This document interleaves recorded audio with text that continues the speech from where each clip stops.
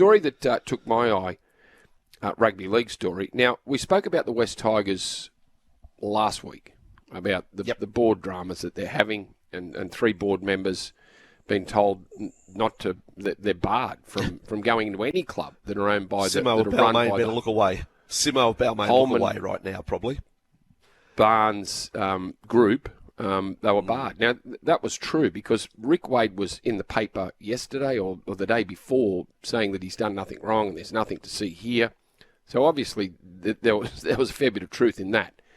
Now, I don't know where this story stands, but if it is true, if this is true, and the understanding that the Tigers' entire playing group were given and agreed to fitness standards at their exit interviews at the end of last season.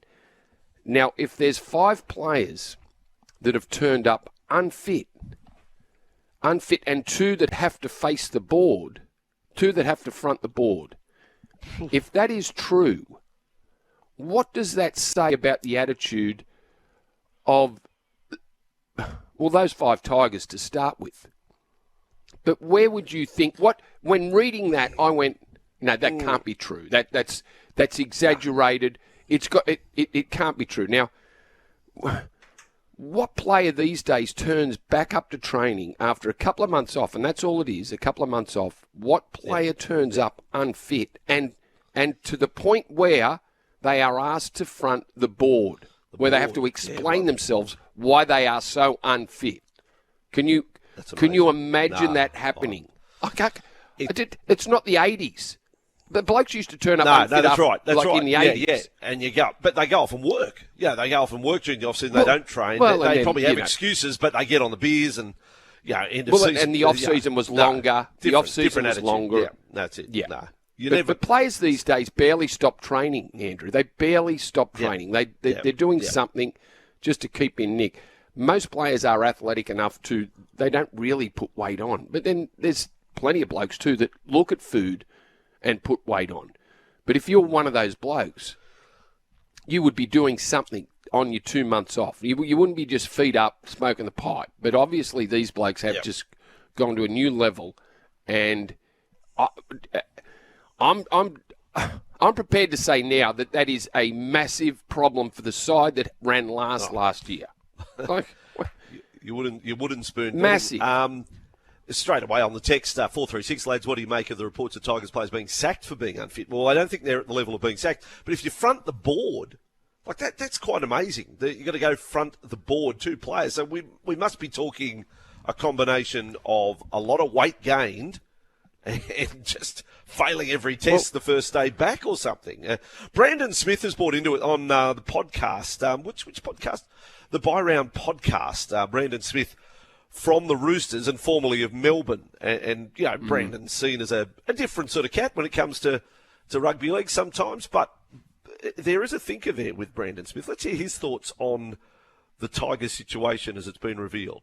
I'm sure at the end of the season there would have been targets set and there would have been goals that you had to achieve, and there would have been training schedules sent out to not follow to a T, but you would have to follow a little bit of that training schedule and come back in a condition where, is acceptable. And these goals, they're not just at the Storm. Those goals aren't just goals that are like written down like, oh, maybe you should get this. This is where we want you at, and this is where you should be at when you come back to training. They're probably missing these targets by a good couple of levels to be handed down a breach notice like this. And it puts everyone at notice. It means we mean business by this. Is that an old podcast? Because he's talking about the Storm. He's been at the Roosters for a couple of years now. Do the Roosters not do the same thing? It was a new podcast, so yes, I can't explain that part of it.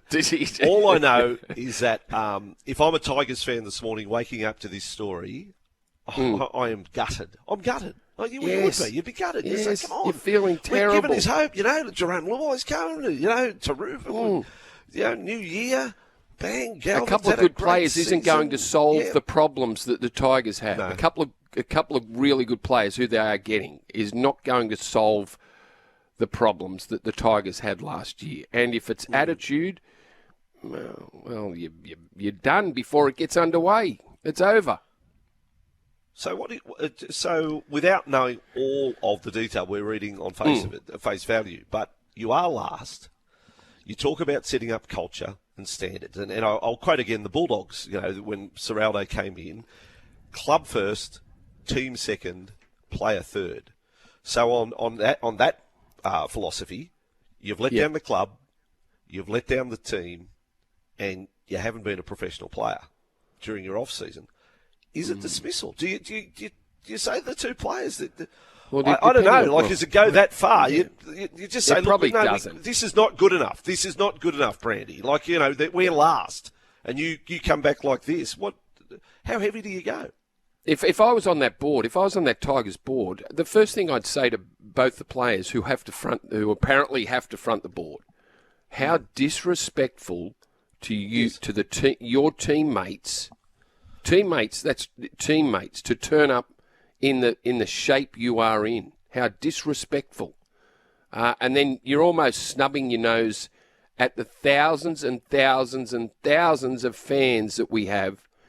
And for that reason, Andrew, when the fans read that story, if you're a Tigers fan, you would be shattered. You'd be going, well, what chance are we? Doesn't matter who's coming in. If we've got players with attitudes like that, they're going to front up after 2 months off, unfit, to the point where they have to front the board, and they've broken everything that they said last year in their exit meetings, what they said they were going to do hasn't been done. Where does that leave them? Yeah. Tigers fans, I'll tell you where it leaves them. Leaves them last. Leaves them last. Have you say, Tigers fans, and other rugby league fans, have you say on that one, we are in the year 2024. As Brandy said, we're long removed from the 80s. Have your say, 0457736736. How would you feel if you're Benji today? Oh, well, he's gone through it. The story's only come to light today. But also get on the Guildford Hotel open line, 1300 01 1170. I'm trying to think of an analogy in our job. I suppose it'd be like us going away for our break and we come back on air and we don't know what's happened over the summer. We've tuned out of sport. We come back. Oh, Australia won the series. Who'd they play? It'd be a bit like, I'm just trying to find something in the workplace. Rugby league players is a very different job. And you may say, some people may say, but they're entitled to time off. Well, no, you've just heard from Brandon Smith. Yes, you have time off. Yeah. That doesn't mean that you're turning up training. It doesn't mean that you're doing full contact, but you are obliged to. Doesn't mean you do nothing, though. An hour, 2 hours a day, 6 days a week. You are doing weights. You are making yourself better. You're not just coming back fit. I would think if you're coming last, you want to come back bigger, faster, stronger, don't you? Like to training, you want to impress. You want to come back ready. And I don't know what I don't know what level these players are, Andrew. But if they aren't I'd be stunned if it was any senior players that are experienced. But if it's younger players, aren't you looking to make your mark in the game? And there's no what is the most one of the most important things? And we commented it for the last 4 years. We've said, well, Penrith and Melbourne are the fittest sides in the competition. So, well, and that's part of the answer of being very good at this game. Is being as fit as you can be, as fit and strong, which leads to confidence in what you're doing. If you turn up overweight and unfit, well, you're not giving yourself any chance to improve or to be the best. All right, that is horribly disappointing for the Tigers. 346 says, lads. Not 346. 436 got them around the wrong way. How is it different to the old Matildas coach being sacked for fat shaming? Remember that? It's an interesting world we live in these days. Okay, so this story comes out, but they haven't put their names to it. But the names of the players. But is it right? Might even have to bring in Charlie, Tradies News in a Nutshell host. I'm sure the AFL in their media guides have dropped off publicising the weight of players. Yes, that is correct. What world are we living in? That's correct, is it, Charlie? Yeah, it was at the start of the 2024 season. Yeah. Wow. Andrew, when you were growing up, did you love reading the bios of players and going, wow, he's that big, like he's 13 and a half stone, That's right. like he's 14 stone. Yeah. I liked it too on the State Bank big game where they put their occupation and had you like trophy salesman and things like that. And Garbo came up. But no, their height and weight. I mean, what that's are we relevant. living in? It's relevant to a sports person. Relevant. Okay, I will ask you, let's finish this little part of the conversation and move on and let the listener have their say. Would you name these players? If you're at that club, does it have to be that, or do you keep it in-house names of the players? How far do you go here? Yeah, you'd probably keep it. Because not all players. Would you? Because all players. No, but everyone's looking at everyone. It won't now. stay. You know what I mean? Like, it won't. Yeah.